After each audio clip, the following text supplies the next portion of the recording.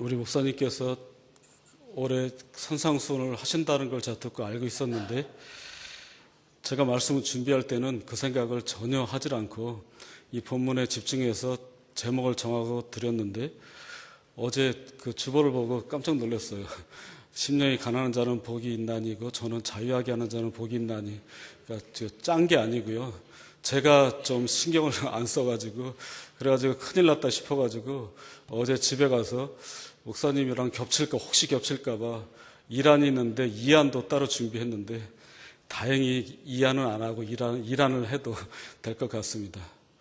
오늘 그 갈라디아서를 이제 시작을 하는데, 제가 한 2년 동안 비록 짧은 시간들이지만 구약에서 운문, 그러니까 시같이 돼 있는 운문 설교하다가 2년 만에 그냥 그 산문으로 된 그 설교를 하려니까 좀 쉽질 않더라고요. 오히려 운문이 어쩌면 더 하기 쉬운 게, 운문은 시는 상상력도 많고 해야 될 이야기가 굉장히 많은데, 산문은 그냥 아예 지적을 하고 지시를 하고 있기 때문에 그 상상력을 품을 여지가 그렇게 많지 않더라고요. 그래서 갈라디아서를 준비하면서 좀 쉽지 않더라고요. 그렇지만 갈라디아서를 읽다 보니까 갈라디아서는 그 어떤 데보다도 자유라는 말이 굉장히 많습니다. 그러니까 사도 바울의 로마서보다도 오히려 갈라디아서에 자유라는 단어가 굉장히 많습니다. 그러니까 이 갈라디아서를 통해서 우리들이 주안점으로 볼 것은 그 삶의 모든 것 속에서 얽매이지 말고 하나님께서 주시는 자유로움으로 좀 자유하게, 어떤 조직이나 환경이나 또 나의 고정관념이나 또 어떤 지역의 공동체의 특이한 것, 이런 것을 좀 벗어나서 좀 하나님의 말씀 안에서 좀 자유로운 그런 삶을 살아가는 우리 모두가 되기를 간절히 바라겠습니다. 쉽게 말해서 자유입니다. 가장 중요한 것은 하나님 안에서의 자유입니다. 근데 하나님 안에서 자유가 없으면 정말 힘듭니다. 하나님의 자유가 없으면은 내 안에 있는 것, 내가 아무리 노력해도 참 힘들고 풀어나가기 힘든 경우가 굉장히 많습니다. 일시적으로는 나의 노력으로, 사람의 노력으로 어느 정도 선까지는 일시적으로 괜찮을 수도 있습니다. 그러나 곧 한계가 부딪히고 결국에는 자유하지 못하고 또 새로운 얽매임에 다시 사로잡히게 되는 그런 경우가 굉장히 많습니다. 세상에는 참 사람의 노력으로 성공하고 잘 되는 사람들도 많습니다. 그러한 것이 모여있는 그 동양의 책이 삼국지입니다. 삼국지는 사람의 노력과 사람의 지략, 그래서 이제 삼국지를 통해서 사람들이 많이 배웁니다. 그 삼국지 내용 중에 여러분들 다 잘 아는 조조라고 있습니다. 조조. 결코 그렇게 좋은 사람은 아니고 약간 간신적인 기질도 있고 현실성이 있는 사람이고 인간적으로는 굉장히 똑똑하지만 하여튼 그 자기 한계가 있는 그런 사람입니다. 이 조조가 이 동탁이라는 사람 앞에서 대항을 하다가 동탁에게 사로잡힙니다. 그때는 동탁이 제일 셌었으니까요. 잡혔는데 그 동탁의 밑에 있는 진궁이라는 사람이 조조를 좋아해서 조조를 풀어줍니다. 같이 도망을 갑니다. 그래서 평소에 조조가 잘 알던 여백사라는 사람의 집에 몰래 숨어 있었습니다. 그러니까 믿을 만한 그런 사람이었습니다. 그런데 이 여백사라는 사람이 나가고 방에 가만히 진궁하고 있는데, 밖에 이제 그 여백사의 하인들이 서로 이야기하는 소리가 들렸습니다. 어떤 소리가 들렸냐면, 야, 우리 이거 어떻게 죽일까? 어떻게 죽일까? 이런 소리가 들린 거예요. 그러니까 이 사람들이 나의 몸에 현상금이 걸려있기 때문에 나를 죽여서 동탁에 갖다 줘서 돈을 벌려고 하는구나, 그 생각으로 바로 나가서 이 두 명의 이 하인들을 죽여버렸습니다. 죽이고 나니까 저 옆에 돼지가 있어요. 그 사람들이 뭘 죽이려고 한 거죠? 돼지를 죽이려고 했던 거예요. 돼지를 왜 죽여요? 조조에게 맛있는 음식 해주려고. 그러니까 자기에게 맛있는 음식 해주려고 어떻게 저 돼지를 잡을까 얘기했는데, 이 조조는 자기를 어떻게 죽일까로 들은 거예요. 그러니까 자기 안에 자기의 생각과 밖을 보질 못하고, 그러니까 그 방 안에서 갇혀있는 상태에서 자기만의 생각으로 어떤 내용을 들었을 때 그냥 자기만의 생각이 모든 해결점이 되는 거죠. 그래서 그 자기 안에 그냥 매여 있는 거예요. 다른 세상은 없는 거예요. 그러니까 그 하인들을 죽이고 만 거죠. 한 개인도 마찬가지입니다. 내 안에 내가 옳다하고 나의 고정관념이 있고 다른 사람의 이야기를 듣지 않고 독불장군으로 나갈 때는 뭐 어느 정도 독불장군으로 노력도 하고 성공도 할 수 있지만 결국에는 한계가 있고 실패하고 또 다른 얽매임으로 들어갈 수가 있습니다. 참 이 세상은 자유로운데 자유로운 세상 속에서 얽매여 있는 사람들이 굉장히 많습니다. 이 조조와 같은 사람, 또 비록 조조뿐만 아니라 우리 모두도 마찬가지입니다. 참 우리가 객관적으로 볼 때 이 대한민국도 우리가 살아가는 이 모든 세상 자유롭잖아요. 마음대로 뭐든지 할 수 있고 뭐 내가 하고 싶은 공부도 할 수 있고 내가 갈 수 있는 곳도 갈 수가 있고 또 돈이 있으면 내가 먹고 싶은 거 먹을 수가 있고 내가 살고 싶은 집 살 수가 있고 내가 살 수 있는 이쁜 옷을 내가 입을 수도 있고 참 자유롭잖아요. 그런데 자유롭질 못해요. 옷 같은 것도 그래요. 예를 들어서 제가 이제 어떤 옷을 사고 싶어요. 그래서 이제 뭐 쇼핑몰을 막 돌아다녀서 옷을 봐요. 내 돈하고 마음에 드는 옷이 있어요. 옷이 있는데 옷을 사려고 하다가 보니까 아들이 생각이 나는 거예요. 그리고 못 사고 온 적 굉장히 많아요. 그리고 이제 아들 뭐 옷 하나 사주고 뭐 결국엔 저도 뭐 산 적도 있지만 하여튼 그렇게 아들 생각을 해요. 좋은 의미지만 이 자유로운 세상에서 좋은 것지만 좋은 상태지만 내가 그 아들에 대한 사랑 때문에 얽매여서 나의 하고 싶은 것, 나의 자유 못하는 경우도 있어요. 이거는 좋은 얽매임이죠. 그러나 나쁜 얽매임들이 굉장히 많이 있습니다. 공동체적으로도 마찬가지입니다. 어떤 그 큰 살고 있는 그 시대에 얽매임이 있습니다. 그 사람들의 얽매여 있는 사고방식이 있습니다. 마태복음 20장 1절에서 16절에 보면 포도원 품꾼 이야기가 있습니다. 포도원 주인이 일꾼들을 구하려고 이제 우리나라 시간으로 하면은 오전 6시, 9시, 12시, 3시 이렇게 나가서 일꾼들을 다 데리고 옵니다. 그러니까 6시에 온 사람도 있습니다. 그런데 5시에도 나가서 일꾼을 데리고 옵니다. 근데 조건이 있는 거죠. 모든 일꾼들 6시에 데리고 온 일꾼에게 약속한 품삯이 얼마죠? 1데나리온이에요. 1데나리온이에요. 9시에 온 사람, 12시, 3시 온 사람 마찬가지예요. 5시에 온 사람들도 있어요. 근데 곧 날이 저물어서 계산을 할 때가 왔어요. 5시에 온 사람한테 1데나리온을 주는 거예요. 그러니까 3시에 온 사람은 내가 조금 더 받을 수 있겠네.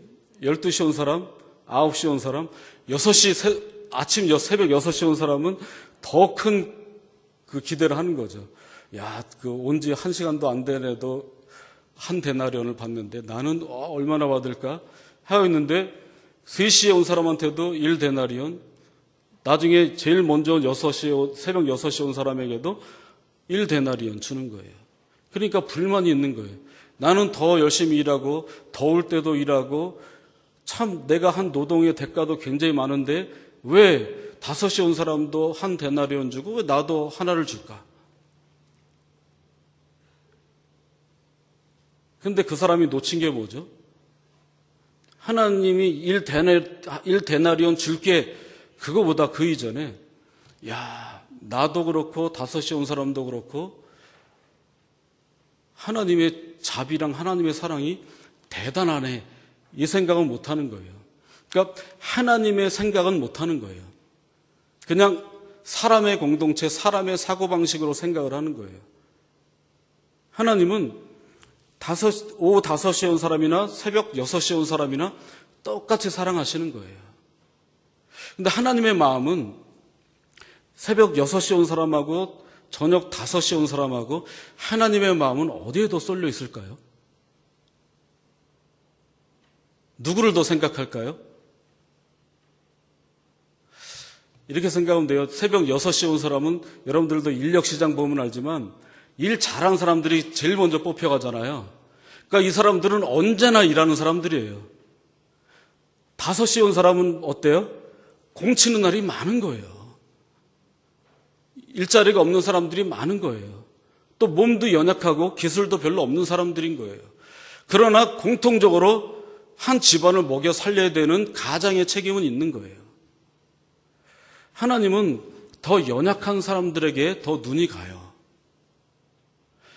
그때 좀 하나님의 입장에서 하나님의 사랑을 생각하는 사람들이 새벽 6시에 왔다 그러면은 좀 하나님의 입장에서 생각하면은 왜 나랑 저 사람 일하는 거 엄청나게 차이 많은데 똑같은 임금을 줘? 이런 불만보다는 하나님의 사랑이 대단하고 하나님의 자비하심이 대단하네.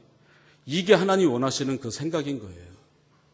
하나님의 그 사랑은 정말 새벽 6시보다 저녁 5시에 온 사람에게 하나님의 시선은 더 있어요. 여러분, 부모님들도 저희는 사남매지만 저도 인정하고 모두가 인정하는데 부모님들도 하시는 말씀은 안 아픈 손가락 없다 그러는데요. 안 아픈 손가락은 없는데 더 아픈 손가락은 있어요. 그러니까 모두 다 아파요. 자식들인데 더 아픈 손가락이 있어요. 그럼 부모님은 당연히 더 아픈 손가락에 관심이 가는 거예요. 얼마 전에 제가 책을 사서 봤는데 불편한 믿음이라는 책이 있어요. 제가 이렇게 보는데 나중에 우리 노 목사님도 그 책을 보고 계시더라고요. 거기 보니까 하나님의 사랑을 표현했는데 영어로 vulnerable. 그 뭐냐면 뭐 하기 취약한 거예요. 뭐 하기 취약한 거. 이 뜻은 뭐냐면 예를 들어서 제 아이가 굉장히 아파요. 그러면은 마음이 아프죠. 같이 아프죠. 내가 아파주고 싶고 그때 뭐냐면 제 아들하고 저는 어떤 막고 있는 장벽이 없어요. 그런데 지나가는데 어떤 아버지가 어린 아이를 데려왔는데 어린 아이가 막 아파요. 그럼 제 마음은 어떨까요? 좀 안타깝지만 그렇게 아프진 않아요. 뭐냐면 나랑 저 아이랑 상관없기 때문에 저 아이랑 나 사이에는 벽이 있어요. 그런데 정말 사랑하면은 벽이 없어지는 거예요. 이 벽이 없어지면은 더 아픈 거예요. 그리고 더 관심이 가는 거죠. 하나님의 사랑은 그렇다는 거예요. 근데 그것을 모르면은 우리들이 하나님은 왜 사랑도 편중되고 막 그러지? 여러분들이 성경에 많은 사람들 볼 때 이 사람들 대하는 거, 저 사람들 대하는 거 하나님께서 대하시는 것이 다 다릅니다. 가장 주안점은 정말 하나님께서 더 아픈 손가락을 더 보십니다. 저녁 5시에 온 사람이 더 아픈 손가락인 거예요. 그런데 그것을 모르는 공동체들은 그냥 하나님 없고 인간적으로 1시간 일하는 사람은 얼마, 5시간 일하는 사람은 얼마에서 정한 그 사회에서는 그것이 이해가 되질 않는 거죠. 뭐냐면 세상의 기준에 얽매여 있는 거예요. 그러니까 우리가 때로는 의식하고 때로는 의식하지 않는 얽매임들이 굉장히 많이 있습니다. 그래서 그거를 좀 알고 바라볼 때 우리가 더 자유할 수 있게 되는 거죠. 여러분, 구약에서도 하나님께서 십계명하고 언약의 말씀을 이스라엘 백성들에게 주십니다. 그런데 여러분, 십계명을 지켜야 복을 받아요? 아니면은 그 십계명이 어떻게 생긴 거죠? 십계명은 하나님께서 십계명을 주시고 지켜라 그랬습니까? 아니면 하나님께서 구원을 주시고 십계명을 주셨습니까? 이미 구원을 주시고 십계명을 주신 거죠. 그렇죠? 그러니까 구원받은 백성은 구원받은 감사 감격으로 십계명을 지킬 수 있는 거예요. 그런데 구원받음이 없이 그냥 십계명을 지켜야 구원을 받는다 할 때는 이것이 얽매이게 되는 거예요. 하나님께서는 나를 이미 구원해 주시고 나에게 은혜를 베풀어 주시고 내가 구원받았음을 확신할 때에는 하나님 말씀을 지킬 수 있는 거예요. 그런데 그거 없이 그냥 이 말씀을 지켜야만 구원을 받는다 할 때는 그 말씀도 때로는 얽매임이 될 수가 있어요. 율법도 마찬가지인 거죠. 예수님께서 본문의 가장 중요한 내용이지만 예수님께서 우리를 위해서 십자가에 돌아가셔서 구원해 주신 것을 안 사람들은 율법을 향해서 완성해 갈 수 있는 거예요. 그런데 그것 없이 율법을 지켜야만 구원을 받는다 했을 때 갈라디아 사람들이 얽매인 이유가 바로 거기 있는 거예요. 그러니까 갈라디아서 사람들의 가장 큰 문제점은 바로 거기 있었던 거예요. 예수님이 우리를 위해서 구원해 주신 그 구원이 어디서 왔냐? 내 자신이 아니라 나는 의식하지 않았지만 하나님께서 이미 나와 우리 모든 사람들을 십자가에서 구원해 주셨다 하는 그 구원의 감격이 있은 이후에 하나님의 말씀을 지킬 수 있는 건데 이 사람들은 그냥 율법. 근데 이 사람들도 예수님은 알았어요. 그래서 예수님 말씀 지키다가 다른 사람들이 이야기를 하는 거예요. 다른 유대인들이 야 예수님 말씀 지키는 것도 중요하지만 율법의 내용도 지켜야 더 완전해진다는 거예요. 바울이 볼 때는 그거 아니라는 거죠. 잘못 알고 있다는 거예요. 잘못 알고 있어서 너희들이 얽매여 있다는 거죠. 그것을 지적하면서 갈라디아서 내용을 시작하고 있습니다. 그때 당시에서 사도 바울에게 예수님이 우리를 위해서 십자가에서 돌아가시고 그 예수 그리스도를 믿는 그 사람들에게 구원을 주신다. 이것만으로도 충분합니다 했는데 다른 시기하는 사람들은 그거 아니다. 예수님 믿고 구원도 받지만 율법의 내용 할례도 해야 되고 음식법도 지켜야 되고 안식일법도 지켜야 되고 이렇게 덧붙이는 사람들이 있었던 거예요. 이 사람들이 거기에 얽매여 있는 거예요. 사도 바울이 그거 아니다. 그거 아니다 하는 거죠. 너희들이 아무리 그런 것을 너희들이 그 법을 만들어 놓고 지키려고 해도 되지 않는다. 이미 하나님이 선행하는 하나님의 역사하심이 있었다는 거죠. 근데 그 하나님의 역사하심은 여러분들이 원해서 그랬나요? 아니에요. 그게 하나님의 자유예요. 내가 원해서 나 구원해 주십시오. 안 그랬어요. 이미 하나님께서 선행해 주셨어요. 하나님께서 이미 우리들에게 구원을 베풀어 주셨어요. 이미 예수님을 통해서 구원을 베풀어 주셨어요. 그것이 하나님의 자유예요. 그 하나님의 자유로 하나님께서 말씀하시는 거예요. 바울을 통해서요. 그래서 1절의 말씀에 보면 사람들에게서 난 것도 아니요 사람으로 말미암은 것도 아니요.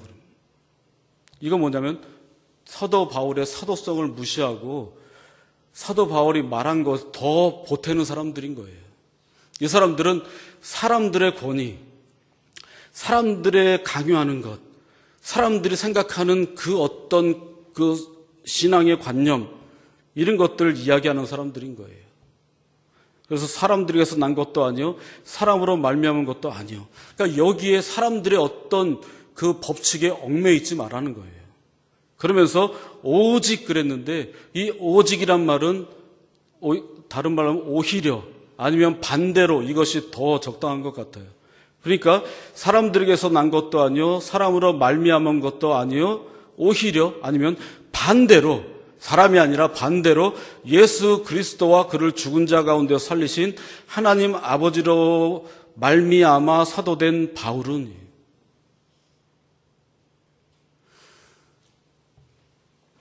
사울은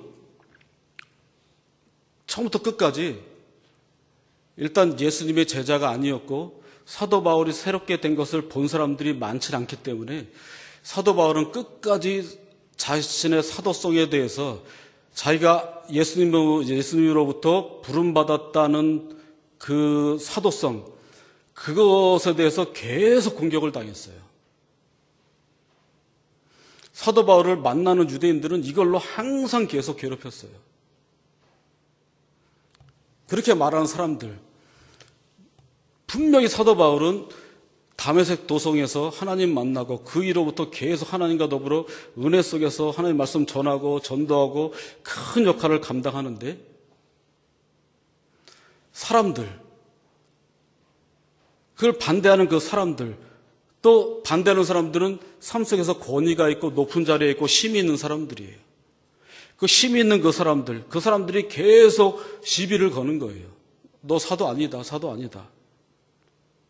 그 사람들이 얽매여 있는 사람들인 거죠. 이 얽매여 있는 사람들이 계속 다른 사람들까지도 얽매이게 하는 거예요. 사도 바울은 아니다. 바울은 사도가 아니다.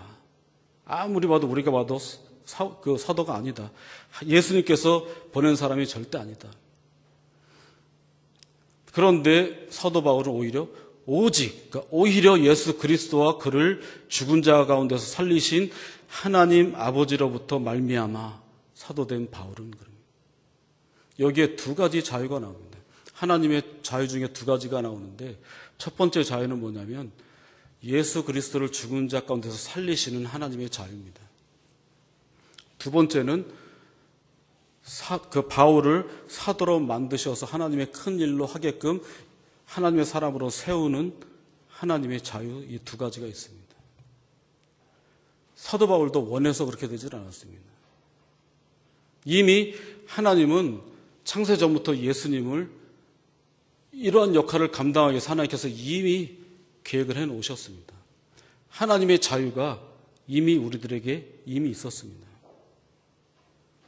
여기서 우리들이 볼 건 뭐냐면 아직까지도 살아갈 때에 정말 힘 있는 사람들, 또 그 사람들의 도움을 받고 잇대어 살려고 하는 사람들, 그래서 좋은 줄을 서고 좋은 어떤 사람 때문에 잘 되려고 하는 그런 모든 모습들, 그런데 얽매여 있는 경우가 굉장히 많습니다.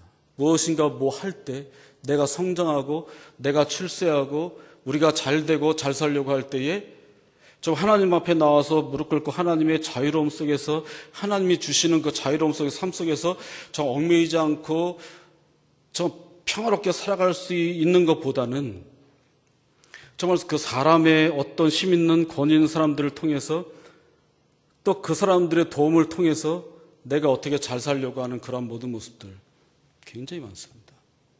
전 거기서 좀 자유하라는 거죠. 왜냐하면 하나님께서 자유하시니까.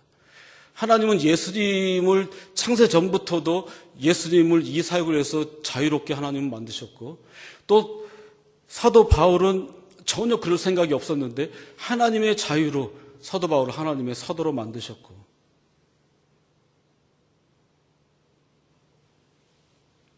2절에 보면 함께 있는 모든 형제와 더불어 갈라디아 여러 교회들에게 합니다. 여기서는 사도 바울이 함께 있는 모든 형제와 갈라디아 모든 교회들에게 똑같이 인사하는 게 아니라 사도 바울이 자기랑 주변에 함께 있는 형제들과 함께 갈라디아 교회에게 그 은혜와 평강이 있을지어다 이야기한다는 것이죠. 그런데 여기서 중요한 거는 정말 아우르는 관계예요. 갈라디아 여러 교회들에게 할 때에 정말 자기에게 반기를 든 사람도 많고 자기를 싫어하는 사람도 많고 자기의 사도성을 의심하는 사람들도 굉장히 많아요. 그런데 모든 사람들에게 은혜와 평강을 하나님의 이름으로 간구하는 사도 바울의 모습이에요. 우리는 그렇지 않잖아요. 좀 떼지어 다니기를 원하고 평가르기를 원하고 정말 그렇잖아요. 그래서 우리 편에 있으면 다른 편은 다른 게 아니라 틀리고 나쁘다고 생각을 하고, 참 이 관계라는 것이 굉장히 중요한 것 같아요. 좀 나랑 뜻이 안 맞아도 서로 존중해 줄 수 있고, 또 그 안에서 내가 몰랐던 거, 오히려 나보다 나은 것을 더 공부를 하고 또 인정을 할 수 있는 그런 모습도 정말 필요한데, 그냥 완전히 갈라져 있으면 완전히 나쁜, 틀린 이렇게 생각하는 경우가 굉장히 많이 있는 거죠. 사도 바울이 이러한 이야기를 할 수 있었던 그 이유는 뭐냐면, 그 원인은 뭐냐면 두 세계를 알고 있기 때문에 그래요. 뭐냐면 우리가 살고 있는 이 세계를 알고 있고 하나님의 나라, 백성의 이 세상의 나라와 하나님의 나라 두 세계를 알기 때문에 그래요. 그럴 때 정말 자유로워지는 것 같아요. 그러니까 하나님의 나라를 안다는 건 뭐죠? 하나님의 이미 선행하는 자유와 하나님의 지배 통치를 아는 사람이 세상 속에서도 정말 두 세계를 아우를 수 있는 그런 사람이 된다는 거죠. 그런데 하나님의 뜻, 하나님의 나라, 하나님의 자유를 모르고 세상에 얽매여 있는 사람들은 그냥 편당하고 가르고 나누고 서로 손가락질하고 서로 싸우고 대적하고 살아가는 그러한 존재가 될 수밖에 없다는 거죠. 중요한 게 참 두세 개예요. 우리는 두세 개를 살아가잖아요. 이 땅 속에서도 하나님의 나라를 살아가고 그리고 또 세상의 나라 같이 살아가잖아요. 두세 개를 함께 아우르면서 하나로 살아가는 그 모습이 정말 중요해요. 미국이나 정말 유럽 사람들은 이러한 그들의 문학 작품이나 영화나 이런 데 봐도 정말 그 성경적인 사고방식이 확실히 있어요. 그 영화 아쿠아맨이라고 있습니다. 아쿠아맨. 저는 그걸 보기 전에 굉장히 애들 만화 같은 영화인 줄 알았어요. 근데 가서 보니까 굉장히 재밌고 볼만한 영화더라고요. 그 아쿠아맨이 말 그대로 아쿠아라는 건 물이잖아요. 물 속에서 살 수 있는 그런 사람이에요. 그러니까 이 주인공은 그 엄마가 많이 설명할 수는 없지만 엄마가 바다에서 올라온 인어 같은 바다 나라에, 그러니까 이거는 이 영화에서는 하늘나라랑 땅이 이 땅이 아니라 이 땅과 바다 이 두 개로 나눠요. 그러니까 아마 하여튼 두세 개로 나눠져 있어요. 근데 아쿠아맨 이 주인공의 엄마가 바다의 그 인어 같은 존재예요. 바다 나라의 공주인가 그래요. 왕의 딸이에요. 맞아요. 공주예요. 그런데 어떻게 권력 다툼 때문에 이렇게 그 바다 위에 쓰러져 있었어요. 근데 아쿠아맨의 아버지가 발견을 하고 서로 사랑을 해서 낳은 아들이 이 아쿠아맨 이 주인공이에요. 근데 자기도 몰랐는데 나중에 보니까 엄마를 닮아서 물속에서도 막 숨 안 쉬고도 숨 쉬면서 다닐 수 있고 굉장히 힘도 세고 파워도 있고 막 그러고 어릴 때부터 그 상어가 이 주인공이 어릴 때도 상어가 꼼짝을 못 해요. 두세 개를 같이 살아요. 나중에 성장을 해가지고 이 땅의 나라랑 바다 나라랑 전쟁을 하게 돼요. 전쟁을 하게 되는데 이 바다의 나라의 그 왕인가 이 사람은 굉장히 강하고 힘이 세요. 1대1로 싸우면 주인공이 이길 수가 없어요. 이 주인공은 약해요. 근데 주인공의 장점이 뭐냐면 두세 개를 다 알고 두세 개를 아는데 자기는 연약하다고 생각하고 약하다고 생각하고 무언가 믿으려고 해요. 근데 힘이 없어 하는데 사랑하는 여자였나? 그 여자가 설명을 해줘요. 당신밖에 없다. 두세 개를 아는 사람은 당신밖에 없다. 그러면서 can you 해요. 할 수 있어? 그래서 결국엔 이기죠. 연약하지만 이겨요. 왜냐하면 두세 개를 알기 때문에 이겨요. 연약하지만 두세 개를 알기 때문에 이겨요. 어떤 얽매임이나 강해야 이기고 어떤 얽매임 없이 아무 힘이 없는데 이겨요. 여기서 2절에 함께 있는 모든 형제와 더불어 갈라디아 교회들에게 함께 은혜와 평강을 이야기를 할 때 정말 싫은 사람들에게도 은혜와 평강을 구할 수가 있어요.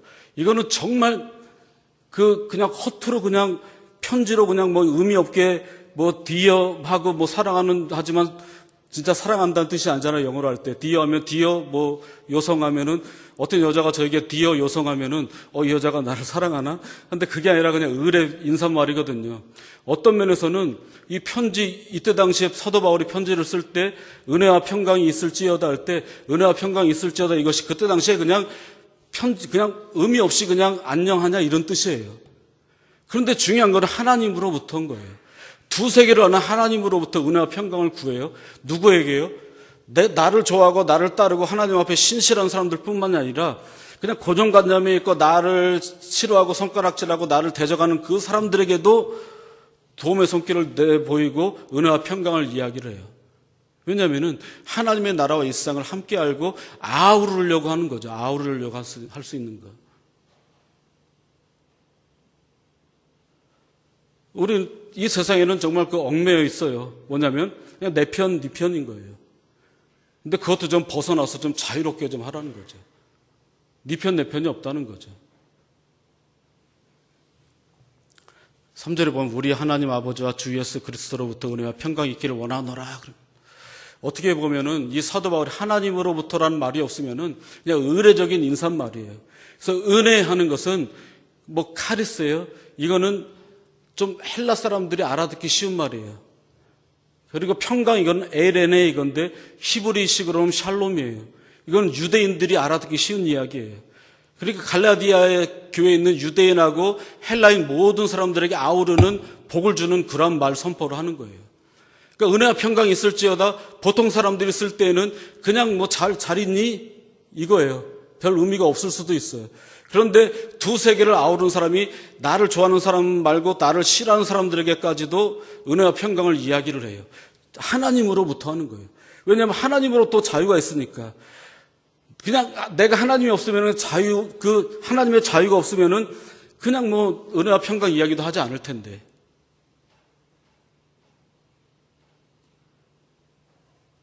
이 1절부터 3절까지 내용을 볼 때 이 사도 바울은 두세 개를 알면서 하나님의 자유 속에서 정말 이 세상의 모든 얽매여 있고 구속되어 있고 이런 사람들에게 이 편지 인사말이지만 정말 거기서 빠져나와서 좀 자유하라.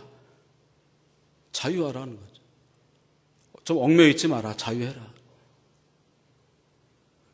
하면서 중요하게 4절 말씀 이야기합니다. 그리스도께서 하나님 곧 우리 아버지의 뜻을 따라 이 악한 세대에서 우리를 건지시려고 우리 죄를 대속하기 위해서 자기 몸을 주셨으니 그럽니다. 여기서 이 악한 세대에서 우리를 건지시려고. 그래서 이라는 말은 이도 되지만 현재예요. 현재의. 이 현재의 악한 세대에서. 이 악한 세대예요. 그러니까 이 세상의 땅만 이야기할 때 하나님의 나라와 하나님의 자유를 없는 이 세상은 악한 세대인 거예요. 근데 이 악한 세대에서 하나님 없이 성공하려면은 악한 세대에 적응을 해야 돼요. 쉽게 말해서 악에 적응을 해야 돼요. 하나님 없음에 적응을 해야 돼요. 그리고 성공한 사람들인 거예요. 그 사람들이 사도 바울에게 손가락질하는 거예요. 그 악한 세대에서 우리를 건지시려고.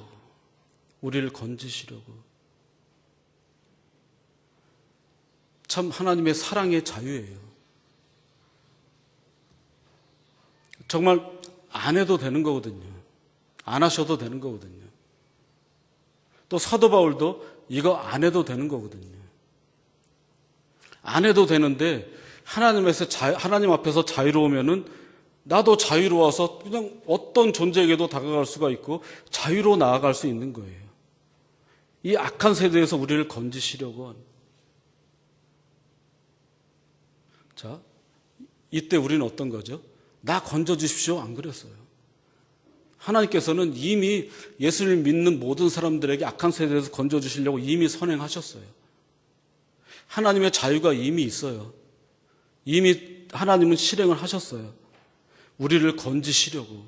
이 건지시려고 이 말이 사도행전에서도 나오는데 스데반이 설교를 할 때에 그 요셉에 대한 이야기를 합니다. 요셉에 대한 이야기하는데 사도행전 7장 10절에 보면 요셉을 향해서 그 모든 환난에서 건져내사 그럽니다. 그 같은 말을 쓴 거예요. 이 모든 환난에서 건져내사. 그래서 요셉을 통치자로 세웁니다. 그리고 또 사도행전 12장 11절에 보면 베드로가 감옥에 갇혀 있는데 그 사도행전 12장 11절에 벗어나게 하신 줄 베드로를 알게 한다는 거예요. 그러니까 벗어나게, 그 얽매임에서 벗어나게 한다는 거예요. 그러니까 요셉과 베드로 모두가 다 그 감옥에 얽매여 있는 거예요. 얽매여 있는 그 상황 속에서 그들 스스로의 노력이 아니라 하나님께서 건져내시는 거예요. 우리 정말 세상의 사람들이나 세상의 통치자나 권위에 많이 의지하잖아요. 그런데 그거 아니라는 거죠. 하나님께서 건지신다는 거죠. 하나님께서 구원해 주시는 거예요. 이 악한 세대에서 하나님께서 그렇게 해 주시는 거예요. 그런데 거기에 반하는 사람이 그 베드로를 감옥에 가둔 헤롯이에요. 헤롯은 정말 이 세상의 권력의 정점인 거예요. 하나님 없이 최선을 다해 살아서 왕까지 됐어요. 왕까지 됐는데 그게 한계인 거예요. 자기는 모르지만 그게 한계인 거예요. 나중에 벌레가 먹어서 헤롯은 죽게 돼요. 뭐냐면 이 하나님의 자유로 우리를 건져내시고 우리가 새롭게 되고 구원받음, 그것을 아는 베드로, 요셉, 그리고 사도 바울, 그 사람들은 정말 자기들도 내가 한 것이 아니구나, 하나님의 자유구나 하고 그 하나님의 은혜에 대해서 감사하면서 나도 자유를 주려고 노력하는 그 모습으로 나아가는 그 사람들이 되는 것이죠. 그러함이 있을 때 5절에 영광이 그에게 세세토록 있을지어다 하고 하나님을 찬양합니다. 참 이 고백이 있어요. 영광이 그에게 세세토록 있을지어다. 하나님께 있을지어다. 하나님께 성령을 하는 거예요. 저는 이 내용을 이렇게 보면서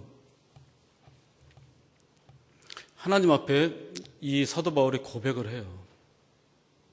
그런데 여러분들도 고백을 하고 저도 고백을 하나님 앞에 하죠. 영광이 그에게 세세토록 있을지어다. 하나님의 이름이 영원하길 원합니다. 정말 이렇게 기도를 끝낸 적이 정말 얼마나 있었는가 그 생각을 한번 하게 되더라고요.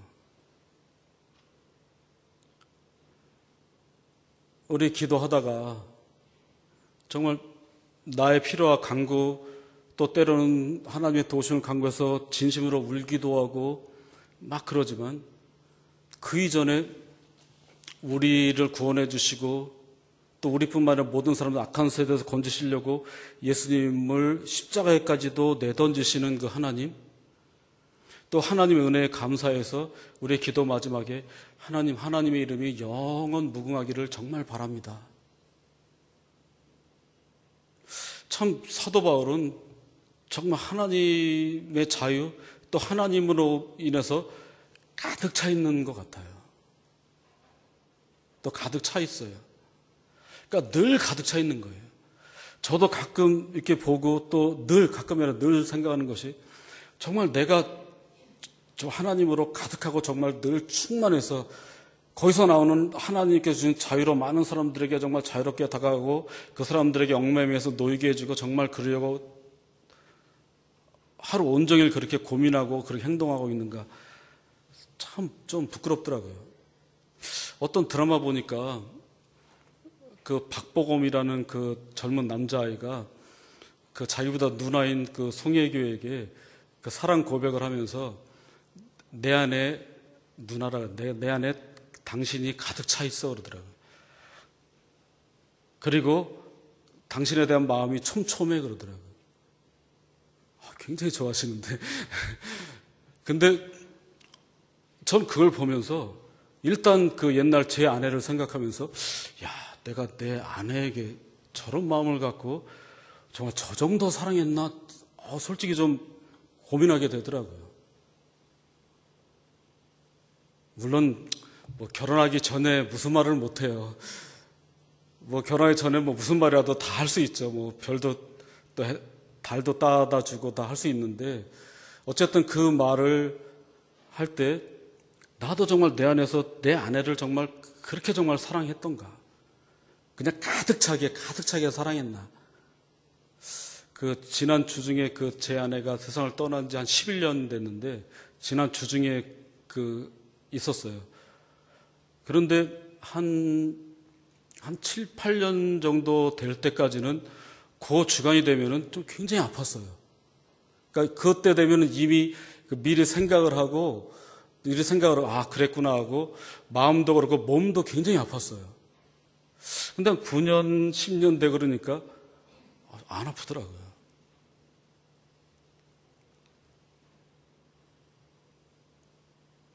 그러니까 좀 이게 좀 그게 또 당연할 수도 있죠. 시간이 지나니까. 근데 정말 이게 가득 차고 그것을 계속 사랑을 유지한다는 것이 쉽지 않구나.